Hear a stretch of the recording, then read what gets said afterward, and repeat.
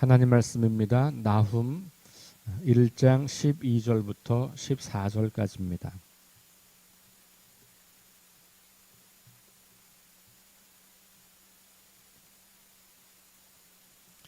나훔 1장 12절부터 14절까지 말씀을 우리 함께 봉독합니다. 여호와께서 이에 같이 말씀하시기를 그들이 비록 강하고 많을지라도 반드시 멸절을 당하리니 그가 없어지리라. 내가 전에는 너를 괴롭혔으나 다시는 너를 괴롭히지 아니할 것이라.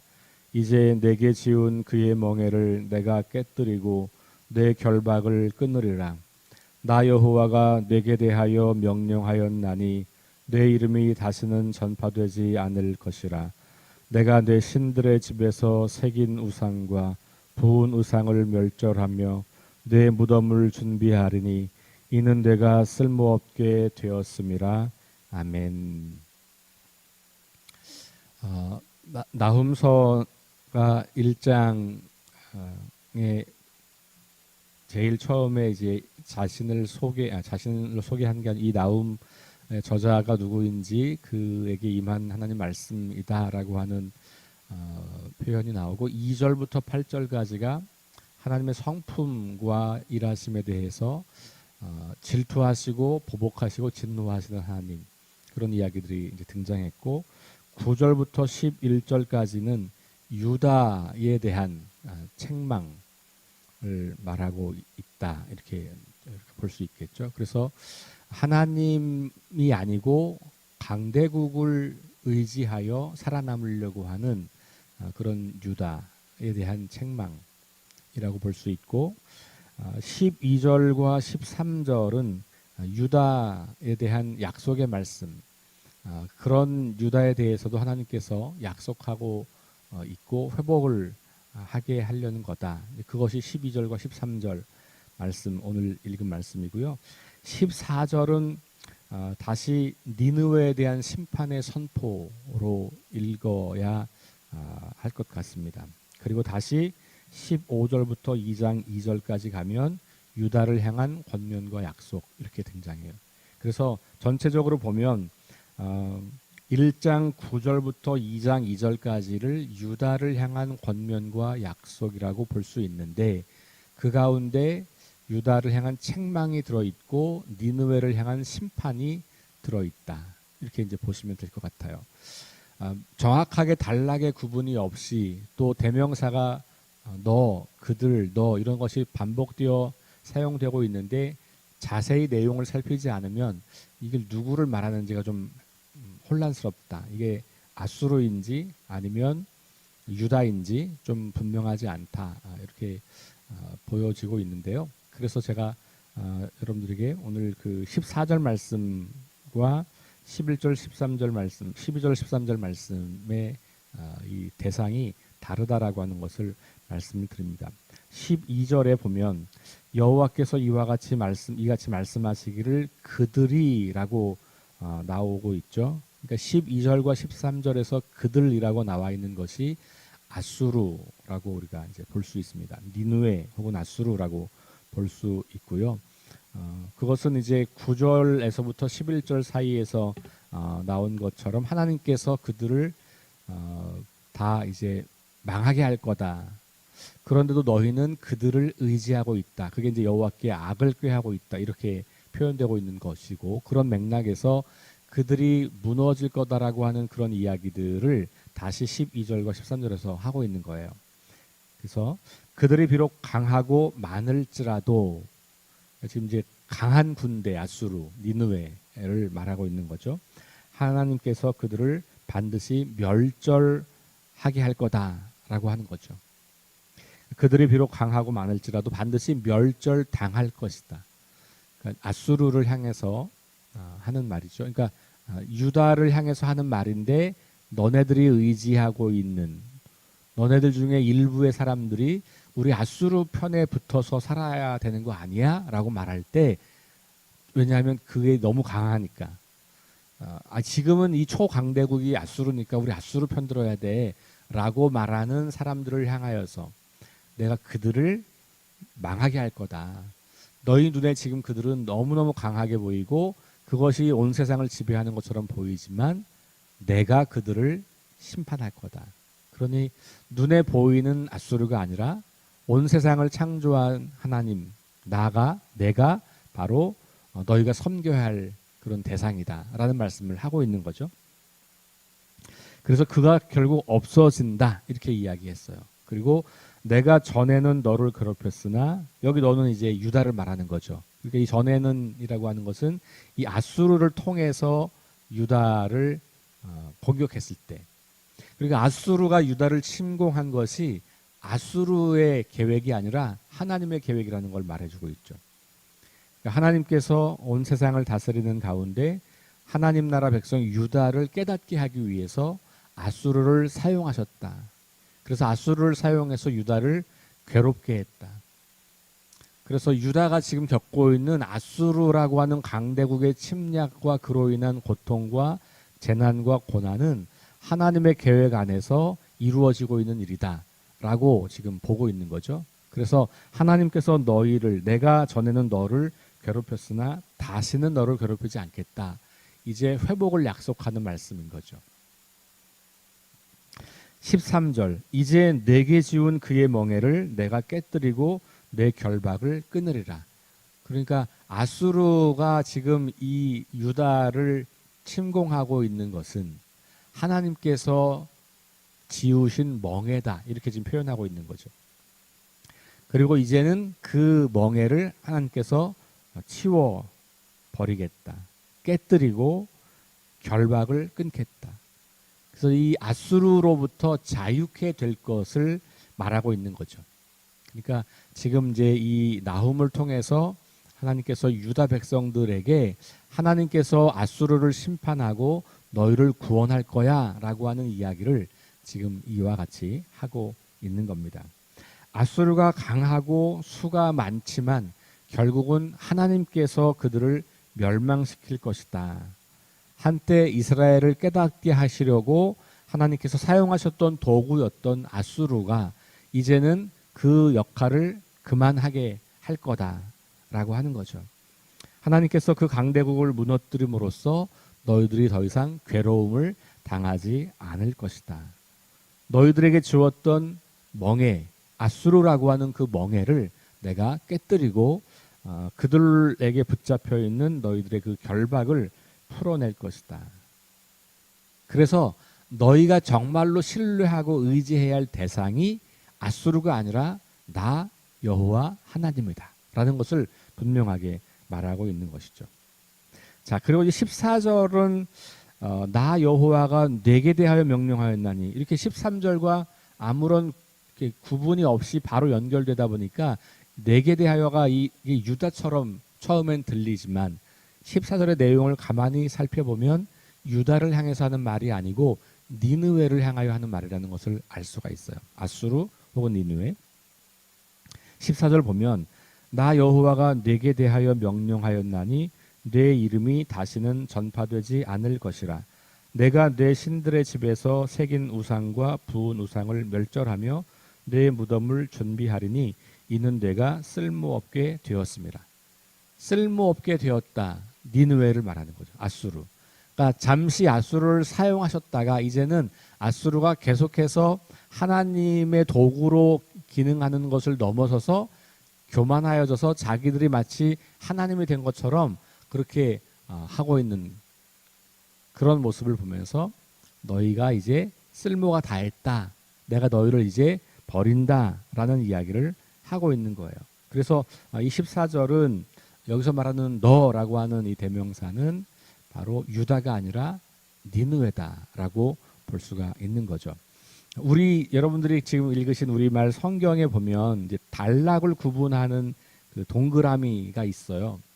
뭐 어떤 성경은 그냥 동그라미만 있기도 하고 어떤 성경은 색이 칠해져 있는 동그라미가 있는데 지금 제가 읽는 성경에서는 9절부터 12절까지를 한 그 단락으로 표시하고 있는 동그라미가 있고 13절까지 14절 한 절이 따로 동그라미가 또 있고 15절부터 또 따로 동그라미가 있고 이게 2장 7절까지 가거든요. 그러니까 이게 이제 단락 구분인데, 물론 이 단락 구분도 성경을 연구하는 전문가들이 한 건 아니에요. 이거는 그냥 임의로 누군가가 했던 거가 지금 이제 이렇게 우리한테 오게 된 것이어서 이게 다 맞는 건 아닌데, 여기에 있는 단락 구분은 비교적 우리가 이해하는데 좋게 되어 있어요. 그러니까 이 14절 하나가 따로 다른 단락으로 지금 표시되어 있는 거거든요. 요 지금 성경의 그 편집으로 보면, 그러니까 이 14절은 왜 그러냐면 내용으로 보면 유다를 향해서 하는 말이 아니라 이게 니느웨를 향해서 하는 말이라고 보는 거죠. 그러니까 12절에서 여호와께서 이와 같이 말씀하시기를 이렇게 하면서 유다에게 이런 말씀을 하셨다라고 하는 기록을 하고 있는가 하면, 14절은 직접 니느웨에게 말하고 있는 하나님의 그 음성을 기록하고 있다라고 보면 되겠죠. 14절 나 여호와가 니느웨 너에 대하여 이렇게. 그래서 어떤 학자들은 이 너를 그로 번역해야 된다, 의미를 살펴서 이렇게 이제 주장하는 학자들도 있고 그렇습니다. 근데 이제 굳이 그렇게 하지 않더라도 우리가 이것은 하나님께서 유다를 향한 어떤 말씀을 하고 있는 것 가운데 니느웨에게 직접 말씀하시는 형식으로 이 14절이 들어있다, 이렇게 그냥 이해하시면 될 것 같습니다. 그래서 이제 12절 13절 이야기에서 니느웨를 무너뜨릴 거다, 그들이 너를 다시 괴롭게 하지 않을 거다라고 하는 말을 이어받아서 니느웨에 대해서 명령하면서 너의 이름이 다시는 전파되지 않을 거다. 그러니까 이 니느웨가 지금 강대국으로서 온 세상 사람들에게 알려지고 있는 거거든요. 그렇게 되지 않을 거다. 그 말은 너희가 이제 강대국이 아니라 무너질 거다라는 이야기를 하는 거예요. 이걸 조금 문자적으로 표현하면 여기 너를 조금 더 구체적인 사람으로 가지고 오면 니느웨의 왕이라고 볼 수 있어. 왕. 그러니까 왕을 향하여서 그 왕의 이름이 이제는 전파되지 않는다라고 하는 말이, 전파된다라고 하는 단어를 히브리어로 읽으면 뿌려진다 이렇게 읽을 수 있어요. 뿌려진다. 그 다음에 이렇게 퍼져나간다 이런 의미로 읽을 수 있는 거거든요. 그렇다고 보면 이것은 자손들이 계속 퍼져나가는 것을 묘사할 수 있는 단어인 거예요. 그러니까 왕, 아수르의 왕의 자손이 끊어진다 이런 말로 읽을 수 있고, 그 말은 결국은 이제 아수르가 무너진다라고 하는 이야기로 해석이 가능한 부분이죠. 내가 내 신들의 집에서 새긴 우상과 부은 우상을 멸절한다 이렇게 나와 있죠. 그러니까 아수르가 섬기는 그 모든 우상들, 그 신들을 다 하나님께서 무너뜨리겠다라고 하는 것이고, 마지막 세 번째 표현은 뭐냐면 너의 무덤을 준비할 거다. 그러니까 이제 너도 죽게 될 거다. 그래서 이건 아주 작게는 왕과 니느웨의 그 왕과 그 왕족들, 그리고 그 왕이 섬기고 있는 신, 이렇게 이제 볼 수 있고, 이걸 이제 한 나라를 상징하는 것이라고 본다면 니느웨와 아수르 전체를 볼 수 있겠다. 결국 오늘 이 말씀을 통해서 하나님께서 하고 싶은 말씀은 이스라엘 백성들을 향하여서 너희들이 지금 이렇게 망할 백성을 붙잡고 있느냐? 그거 안 될 일이다. 너희들이 이 망할 백성이 아니라 나를, 너희만이 아니라 온 세상을 주관하시는 나를 신뢰하고 나를 섬기고 예배할 때, 그때 내가 너희를 회복시켜주고 자유케 하고 너희에게 새로운 소망을 품게 할 것이다 라고 하는 약속의 말씀으로 이 말씀들을 읽을 수가 있겠죠. 오늘 저와 여러분들에게, 우리 어제도 말씀드렸습니다만, 이 세상은 자신을 향하여 절하라고 요구하는 것들이 되게 많아요. 직접 그 말을 우리에게 하는 건 아니지만 우리가 그 어떤 힘 앞에 굴복해야 되는 건 아닐까 고민하게 만드는 것들이 많죠. 때로는 하나님과 그 힘 사이에서 둘 중에 하나를 선택해야 할 만큼 그렇게 강하게 우리를 압박하는 이런 세상에서 우리는 살고 있습니다.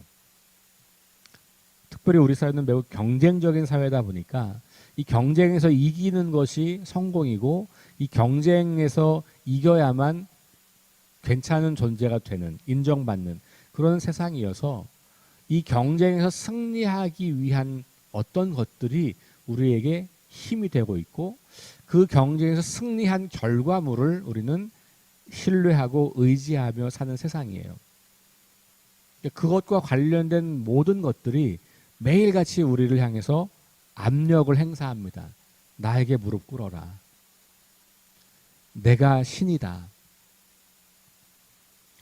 눈에 보이는 사람들 혹은 눈에 보이는 힘, 눈에 보이는 아주 명확한 어떤 것들이 우리를 향해서 그렇게 말하고 있는 것이죠. 그런데 그런 아수르와 같이, 니느웨와 같이 엄청나게 강해 보이는 그 힘들 앞에서 우리가 그거 아니다. 내가 신뢰할 분은 오직 하나님 한 분밖에 없다. 내가 의지할 분은 하나님이시다. 라고 하는 이 믿음의 고백을 하고 가는 것이죠. 특별히 우리가 어려움을 겪거나 삶에 문제가 있을 때 우리는 하나님이 진짜 나를 사랑하시고 나의 주인이시고 내 삶을 지켜주신다고 하는 이 진리의 말씀이 의심될 때가 있어요. 삶이 힘들 때. 왜냐하면 삶이 힘들다고 하는 것은 내가 어려움 가운데 있는 거고 하나님이 지금 나를 도와주지 않는 것 같은 느낌을 받을 때잖아요. 그래서 그런 고통의 시간, 고난의 시간을 지날 때 진리의 말씀, 하나님이 우리와 함께 계시고 하나님이 우리에게 최종적인 승리를 주시는 분이고 하나님만이 우리 삶의 주인이라고 하는 이 진리의 말씀이 흐려진다는 거예요. 그래서 그럴 때 마귀는 우리를 속이고 우리에게 자신에게 절하라고 이렇게 이야기하는 것이죠.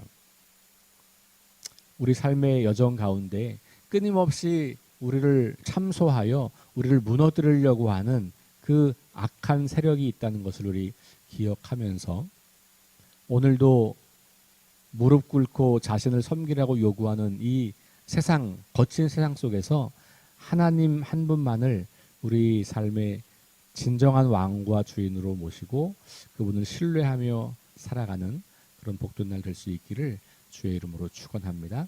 기도하겠습니다. 하나님을 대적하며 그 힘을 휘두르는 자들이 아무리 강하고 오래 갈 것처럼 보여도 그들은 곧 망할 것임을 오늘 나훔서를 통해서 말씀해 주신 주님을 찬양합니다. 그들에게는 무덤이 준비되어 있고 그들이 섬기던 모든 신들은 다 무너질 것을 오늘 나훔서는 말하고 있습니다. 우리 삶의 고통과 괴로움에도 불구하고 악인들의 위세가 당당함에도 불구하고 결코 체념하거나 절망하지 않고 하나님께서 우리의 삶을 가장 선한 길로 인도하시는 분임을 믿음으로 고백하며 하나님 행하실 일을 신뢰하고 소망하며 하루를 살아갈 수 있도록 우리와 함께하여 주옵소서. 하나님, 이 세상 수많은 힘들이 우리를 지배하려고 합니다. 우리에게 무릎 꿇고 절하라고 요구합니다. 이 모든 유혹으로부터 우리를 지켜주시고 우리 안에서 말씀하시고 역사하시는 성령님의 음성을 귀담아 듣고 순종하며 말씀대로 살아가는 믿음의 사람들이 될 수 있도록 함께하여 주옵소서. 예수님 이름으로 기도합니다. 아멘. 우리 함께 합심해서 기도하실 텐데요. 6가지 제목 가지고 기도하신 다음에 개인 기도합니다. 하나님 말씀을 기준 삼고 성령의 능력을 의지하게 하소서. 거룩한 습관을 형성하여 균형 있는 성장을 이루게 하소서. 다음 세대에게 하나님 나라 복음을 전수하게 하소서. 질병, 전쟁, 자연재해, 가난, 억압으로 고통당하는 사람들을 치유하여 주소서. 창조질서 회복을 위해 힘쓰게 하소서.